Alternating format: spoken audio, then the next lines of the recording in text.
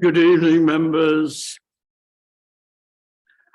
Before I formally open the meeting, just to say we'll do the usual thing at the end of the meeting, an update on the enforcement, and then we've got the Greetham Quarry and an Empingham thing. Obviously the board members are aware of this, and the other members are very welcome to say and listen to that if they wish to do so, but it won't be part of the formal meeting. Okay, thank you very much. So if we could now move, and have we any apologies, please? Tonight, Chair, I've received apologies from Councillor Blanksby and Councillor Wilson. Thank you. And we've got two sets of minutes to approve. So the 22nd of November, those in favour, please. Sorry? I can't approve them because they're not right. Yes. It says that the person who spoke on Seaton was someone who it wasn't. It was Mr. Sale, I believe. So I think we just need to amend them. The November meeting. Yeah. Yeah, we can do that. can. Which number, sorry? It's the one for Seaton. It says deputations from Steve Sugden, who spoke on behalf of Seaton Parish Council. Well, I think it was Nick Sale. It's page number 4.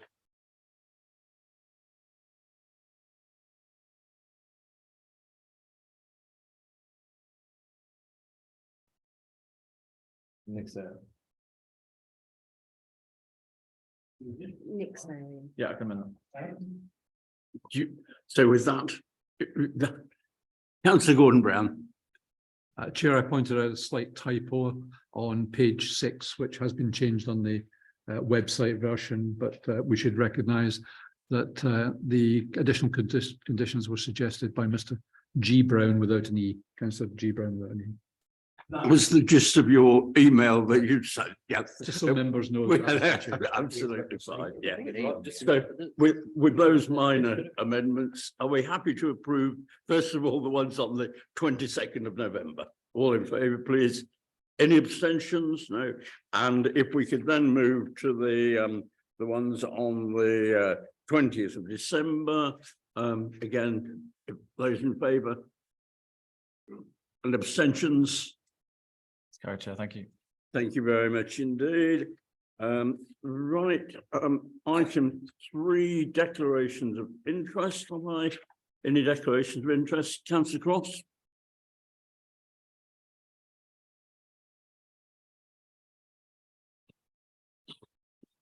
I know Mr. Payton, but I have no pecuniary interest in this application. And I've come with an open mind. Any other members? And I would also declare that I know Mr. Payton, have done for many years, did employ him professionally, but it's more than 20 years ago. My son similarly was a colleague of his way back in the day, I think they call it. But I too come to this meeting with an open mind and simply do that from the point of view of transparency. Thank you. So petitions, deputations and questions. I don't think we have any. And we move straight on to the planning application. And as usual, Mr. Milne will present it. I will then ask Mr. Payton to come forward and you will have your 3 minutes and 3 minutes of questions. Okay, Mr. Milne, thanks. Thank you, Mr. Chairman. Yeah, this is a for a barn conversion to form a single dwelling and includes a detached carport at the barn adjacent to New Quarry House, Hollywood Road, Clipsham. Now, this particular aerial shot to the left-hand side gives you an idea that that's Clipsham Village. And I've put a red circle round where the application site is, just to give you an idea of where the application site is in relation to the Clipsham itself. This is the application site. joint access, the main part of it with New Quarry House to the left-hand side. You see leading to a U-shaped range of barns with the proposed carport to the top right-hand corner of that plan. Now, this is a close aerial shot. This is really to give you an idea of where the range of barns is in relation to other structures in this locality. New Quarry House is the southerly building. The orange pan-tiled roof is the range of barns in consideration for this planning application.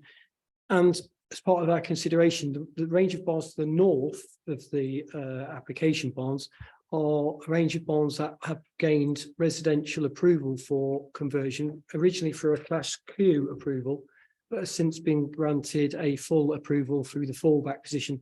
So the range of barns that we're considering do sit between two residential properties, and hence why we believe this is a conforming use and the most appropriate use for these particular barns. This is a proposed block plan. As you can see, New Quarry House to the right, we have a shared drive, then the driveway peels off to provide a new parking area to fill the carport. You park at least 3 cars in that location. There's a wall being proposed to provide a courtyard and privacy for the occupants, and to provide a barrier between the occupants of New Quarry House and the future occupants of the barn. This is elevational drawings of the barn as it is. Note the number of openings, quality range of barns you'll see from the external photographs. And this is the existing internal arrangement, a range of stores, old stables. This is the proposal. As you can see, utilising a majority of the existing openings with the open port area. We will be wooden weatherboarded. Top left-hand side, you can see the new wooden frontage, glazed openings, but generally sensitive conversion of the existing barn. And that's the proposed layout. It's utilising the U shape of the barns around a courtyard in the area. It's a 5-bedroom property with the bedrooms to the southerly section there, moving around to various different forms of rooms as we move around. You can see that the ends of the barns are going to be kept by New Quarry House for storage areas. And that's the elevational drawing of the proposed carport. If we take you through a range of external photographs, this is within the courtyard, the proposed courtyard, looking back towards the access into the property. That's the wall of New Quarry House that you can see there. And I'll just move round the barn. Now you can see this is it's a stone barn with a pan-tile roof. It could be considered a non-designated heritage asset. It's the quality of the barn. We have had a structural survey submitted with the application, and it shows that the barn is suitable for conversion without substantial alteration or extension.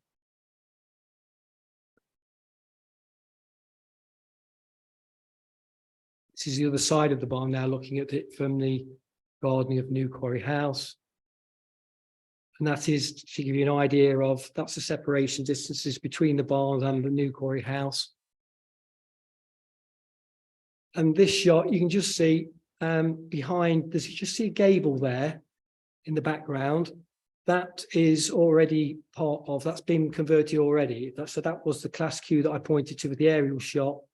That particular part of the barn has already been converted. Work is well underway for that particular application. Just to give you an idea of where that sits in relation to all the residential properties adjacent. These are the planning policies that we referred to, particular reference to Chapter 5 of the NPPF, SP6 and CS4. The application is before us today with the request of Councillor Beggy. We have received an objection from Clipsham Parish Meeting, considering that the application is contrary to local plan policies. I believe that handout has been given to members this evening, identifying those particular policies that relates to this application. Now, obviously, in terms of our reasoning for approval, I'd like to point members to particularly paragraph 3 of the SP6, which is the most relevant policy, local plan policy in relation to reuse of buildings. It goes into particular criteria of why barn conversions are acceptable. They have to be of particular merit and capable of conversion without major reconstruction, of which we believe this particular barn is. And then that's backed up by the updated policies of the NPPF, particularly, which is section 5, paragraph 80. So in terms of the principle of development, we believe it does conform to local plan policies, notwithstanding the thrust of policy CS4 and SP6, which was to really control housing in the countryside necessarily for agricultural forestry. There are specific criteria relating to barn conversions, and this is the appropriate reuse of buildings capable of conversion without the need for wholesale demolition of rebuilding, and which enhances the immediate locality. And also, as I said, the submitted plan show scheme is a conforming reuse of the outbuilding because this is now sandwiched between two other residential properties. We don't believe a commercial use or a agricultural use will now be appropriate in this particular location. In terms of the design, as you've seen, this contributes to the character setting of the main building and enhances its setting, and it protects its future using suitable materials, stonework, stone seals and lintels.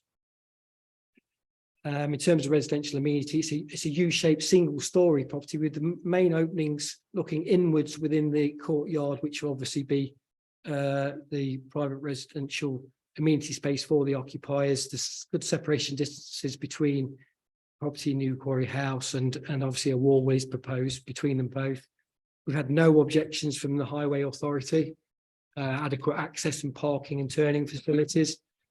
In conclusion, we believe it's a suitable adaptation of an attractive range of buildings, converted without major reconstruction, appropriately located, and we believe that this is acceptable and it's recommended for approval. Thank you. Thank you very much indeed, Mr. Mill. Mr. Payton, if you would like to come forward, as I say, you have your 3 minutes and then 3 minutes for questions if required.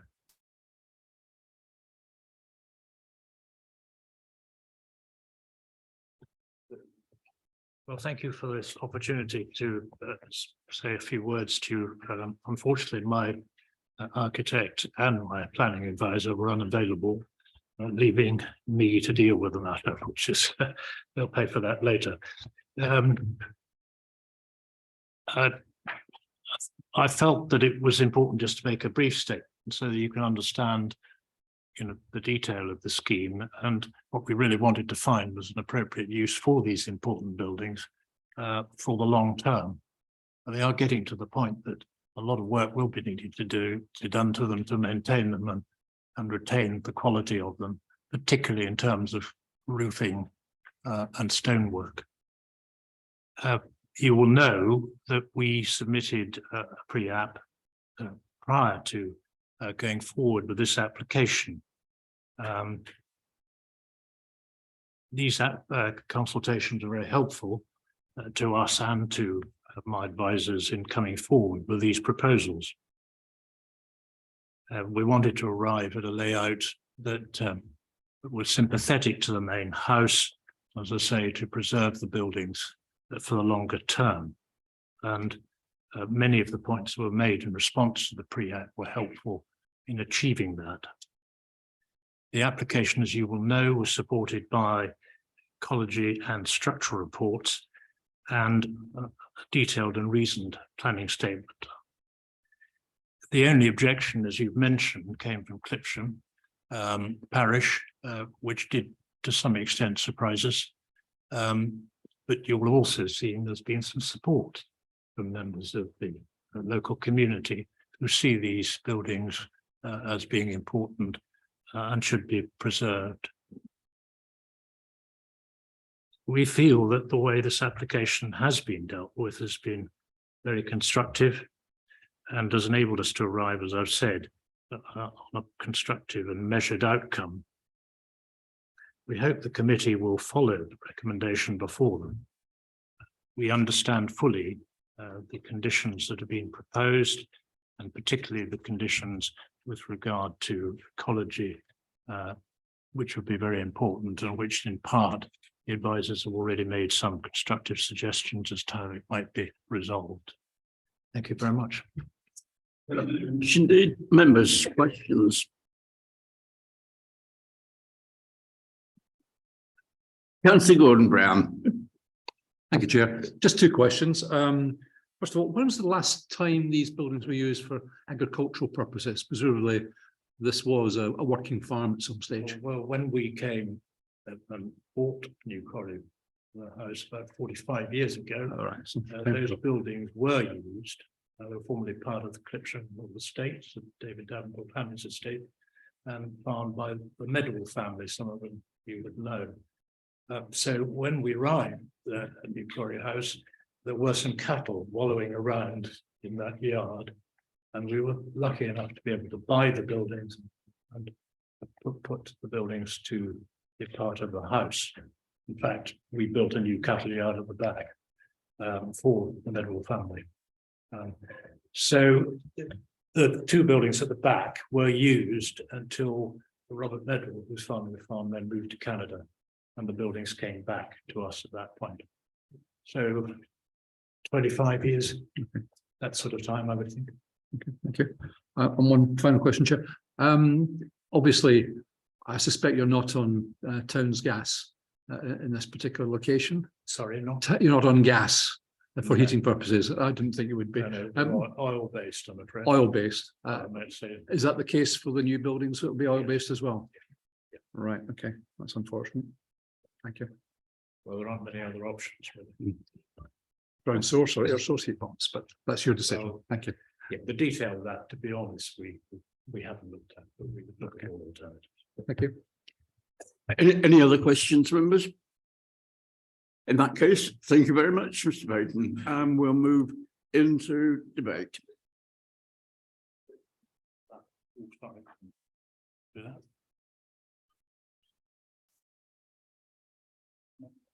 Councillor Beggy, was the ward member who requested this in. Technically, he had to because the parish council Yes, thank you, couldn't. Chair. Yes, to make that clear, the parish council, yeah. the parish meeting as it is requested that this comes to committee, and I'm sorry that they're not here tonight.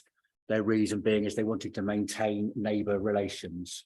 So that is what I was told today. What I would like to pass on is what they would like the committee to consider.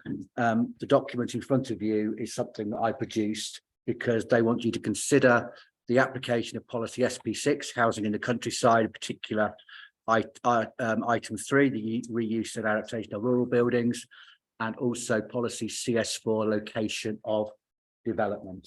I believe the officer has covered that up in quite some detail within the report, but the parish meeting would like you to be clear in your mind that it does meet or does not meet those policies.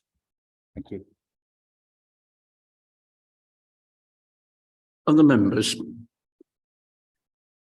I think the key that Mr. Beggy, Councillor Beggy, sorry, had sent to us is paragraph 3, which I think is the basis that the officer was focusing on in coming to the recommendation. Councillor Sorry, just to be Beggy. clear, I did ask Paul to actually specifically talk about those two ones because I knew that was the concern, hence the detailed response, which I thank you for. Any other members?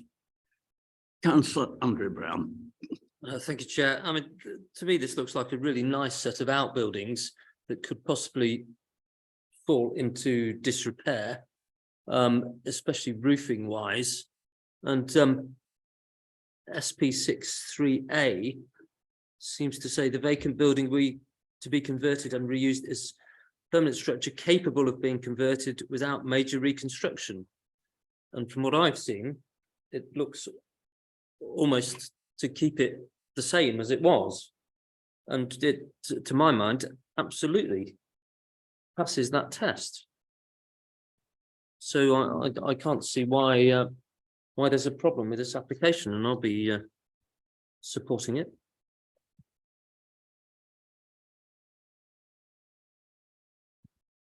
Thank you, Chairman. Councillor G Brown, knowing, was lamenting that use of oil-fired heating, did we ought to try to condition something a little more renewable? I don't know what other members feel, whether that might be appropriate. Can we do that at this stage?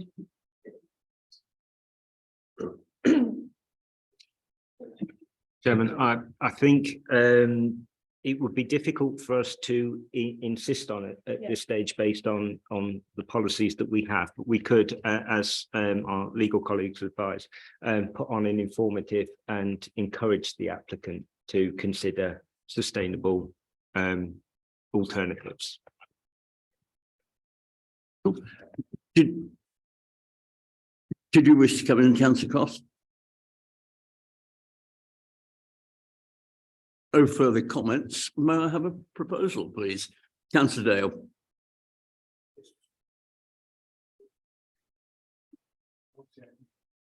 Yeah. Sorry. Plus the informative that Mr. Johnson just, plus the informative comment, not strictly conditioned, but yeah. Could you just get him to repeat it as the microphone was? Yeah. And all those in favour, please. It's unanimous, Chair. Thank you very much indeed. Thank you. Chairman, just a point of order. As you know, I've questioned some of these decisions being brought to planning committee when they are, I'd say, questionable. I'm disappointed that we've had this evening and the parish meeting hasn't felt it suitable to come to the meeting and make their comments known. And I also question under the Constitution's requirement for the Director of Places to sign this off at this point in time. I just wonder whether that has been done. It's not a delegated power to the development manager. Mr. Johnson. Chairman, I believe it was in this instance, and I think the question is are the reasons that are put forward in the request reasonable?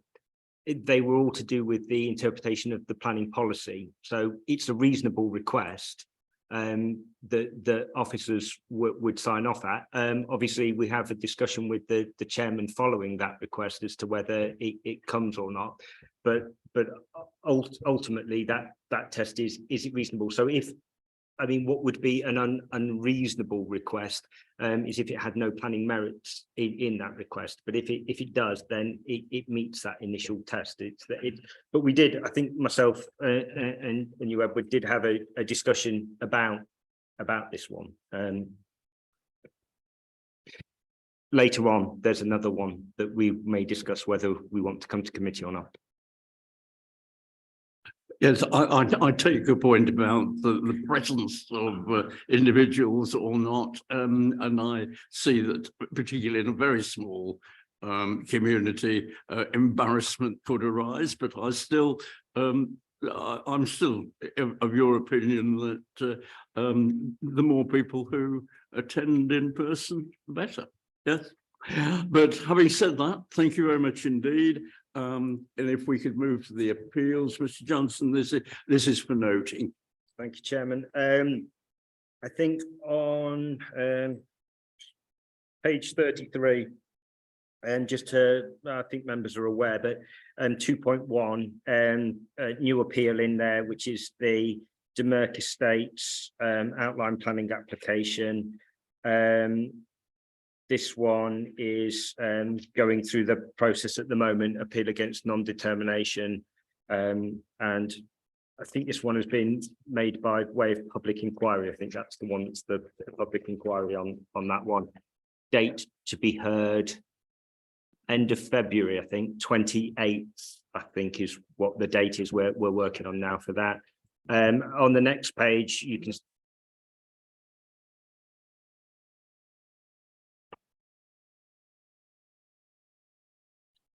You did mention this, I think, at a previous meeting. And, you know, when I saw non-determination down there, and I knew full well that you had, the planning department had been in almost constant contact with the applicants, I do find this rather extraordinary. it's the applicant has a right to appeal against non-determination. But like I said previously, we were working with them on the I think on the understanding of the case officer that we would I think both parties knew that we would always recommend refusal of the application. What we were trying to do is remove some elements from that reason, so that the appeal would just focus on that. As it is now, both parties are under a very tight timescale, because I don't believe the applicants thought that the appeal would be heard in February. I think they were expecting the summer. So we had a case conference with the planning inspector last week, and the inspector has asked all parties to work together again to try and remove some elements from the appeal, because I think there are grounds that we have suggested relating to highways and archaeology that ultimately can be overcome by the submission of amended plans and things like that. So there are ongoing discussions about that, but the big issue will now for this appeal will relate to the landscape and character impact that it has, and also around our 5-year housing land supply, which I'm not sure whether an email has come round to members there that we now believe that we do have a 5-year housing land supply. And so that that will form a key part of this appeal as well. So I think we're in a good place on that appeal. We're working on statements and things like that. I think the statements are due for the inspectorate somewhere around the first week in February, I think. And our statement will include the fact that we had actually been working actively with the applicant. I think that If appropriate. yeah, I don't think it's something that necessarily needs to be drawn out. I think we have made it in our statement of case the position where we were, and the inspector knows from the case conference that we've been working towards trying to sort everything out. So I think clearly if there was an application of costs, then we may mention it at that point in our defence, if that were to be the case. I'm very pleased, Mr. Chairman, I did ask that question because, and thank you very much indeed for that fulsome reply there. Wonderful. So you can see on that page there have been some other appeals submitted. I won't go through. I've got Councillor Beggy on that. Related to that, just well, more to point the 5-year housing supply, because I mentioned this to Gordon earlier, and this is one thing he didn't know the answer to. Can that be used in the Braunston Road appeal? This is the one that's going on at the moment, isn't it? So I think what we're doing is we will have a case conference. I've got a conference with planning policy tomorrow morning on it. And then I believe what our intention to do is to just let the planning inspectorate know our current position, because the inspector needs to know the current position when they're determining the application, so they'll be notified about it.